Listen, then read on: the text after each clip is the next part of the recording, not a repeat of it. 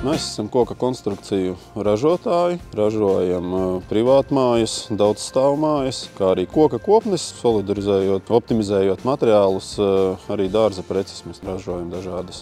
Ražojam sienas pārsvarā Norvēģiem, daudzstāvēkām, līdz pat 11 stāviem esam ražojuši sienas pildījumus ar visiem logiem, ar fasādēm.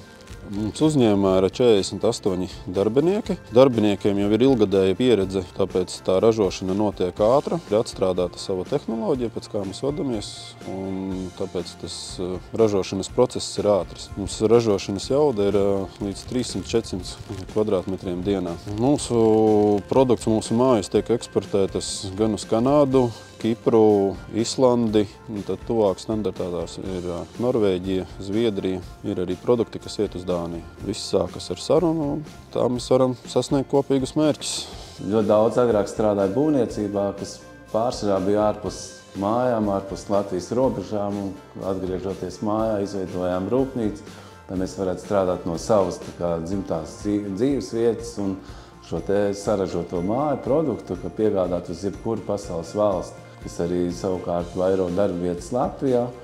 Un arī nākotne mums vairāk ir šeit, nevis kaut kur ārpus robežām. Ja? Un to pašu, ko mēs darām Norvēģija, Zviedrija, Amerika vai Kanāda, mēs to pašu tagad darām šeit, Birzgalē. Ražošanas telpās saražojam un nosūtam klientiem mūsu saražotās sienas, gan mājām, gan skolām, bērndārziem, viesnīcām un vēl daudzām citām ēkām.